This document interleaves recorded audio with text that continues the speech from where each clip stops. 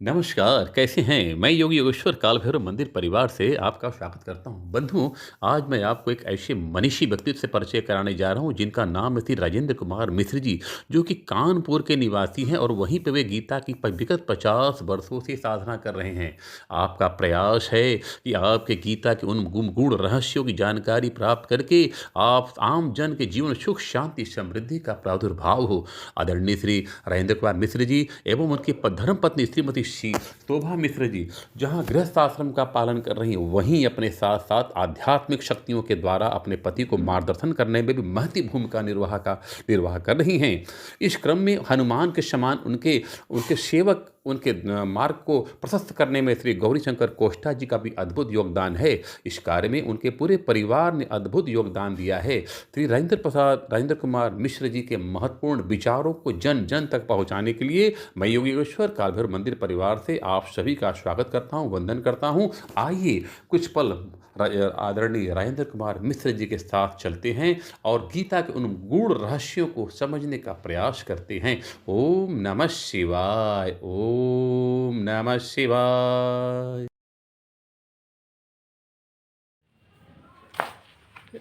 आपकी गीता की व्याख्या सुनकर मेरी जिज्ञासा निरंतर बढ़ती ही जा रही है। अब मैं और भी आपसे इस संबंध में जानने का प्रयास कर रहा हूँ। पाप बोध से अर्जुन की क्या स्थिति होती है? अर्जुन पाप के प्रसार की बात सुनकर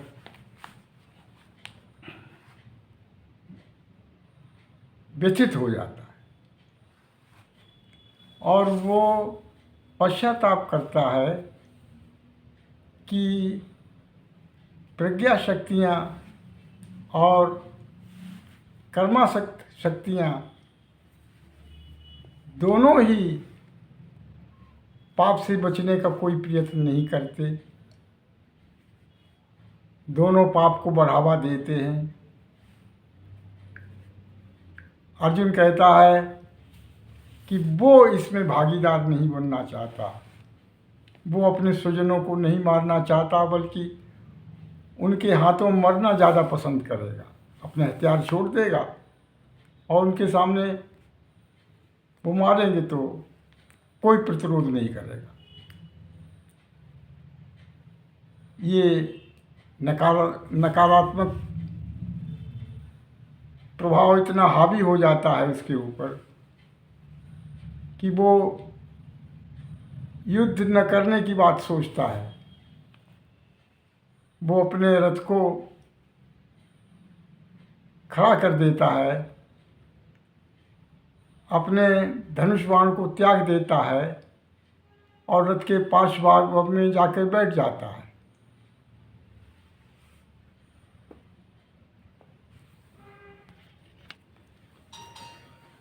आध्यात्मिक दृष्टिकोण से अर्जुन के पश्चाताप को हम क्या कहेंगे?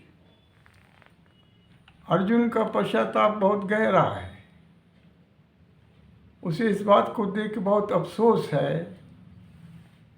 कि बुद्धिमान लोग और अज्ञानी लोग दोनों ही पाप के दोषी हैं।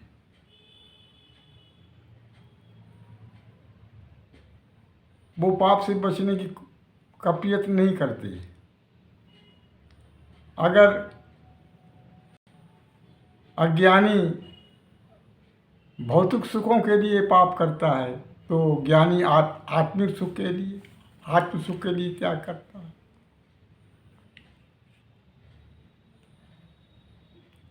पाप से न ज्ञानी बचते न ज्ञानी बचते, लेकिन बचने का प्रयत्न भी नहीं करते हैं। अज्ञानी तो मान लीजिए लोभ के शिकार हो जाते हैं, वो ये नहीं स्वजन युद्ध का दुष्परिणाम नहीं जानते, लेकिन ज्ञानी लोग तो जानते हैं। ज्ञानी लोग भी ज्ञानी आत्म सुख के लिए पाप करता है, अज्ञानी जो है भौतिक सुख के लिए पाप करता है। पाप दोनों करते हैं। जी।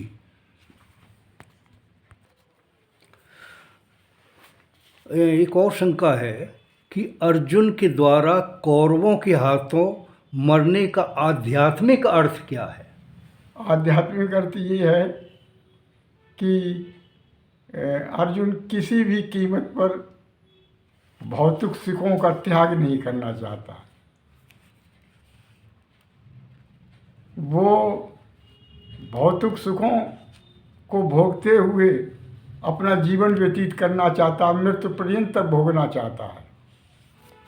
इसके अर्थ ये है कि वो भौतिक सुखों को या भौतिक भोगों को ही परमार्थ का रास्ता समझ लेता है कि भौतिक सुखों से ही परमार्थ प्राप्त हो जाएगा, लोक भी प्राप्त होगा, परलोक भी प्राप्त होगा।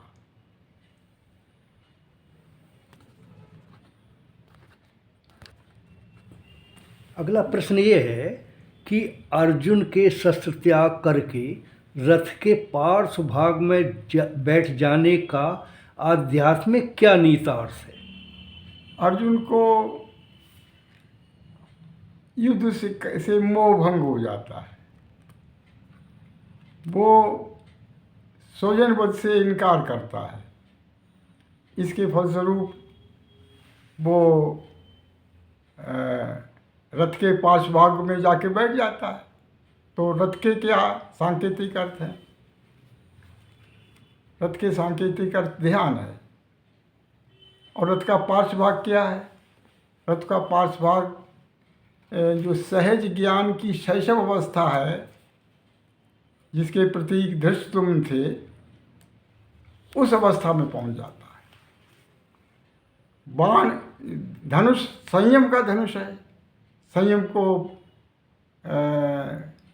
धारणा ध्यान और समाधि भी कहते हैं। तो वो धारणा ध्यान समाधि का अभ्यास भी बंद कर देता है।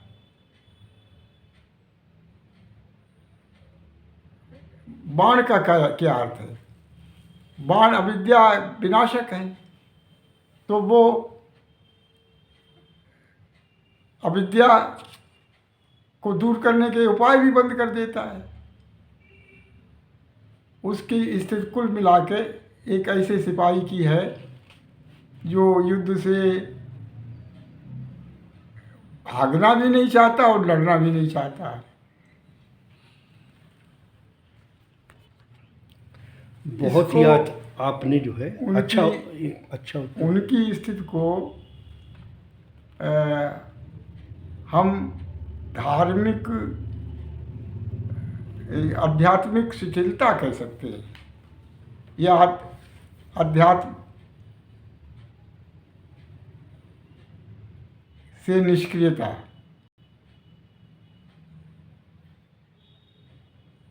उनकी स्थिति न ध्यान लगाने की ही है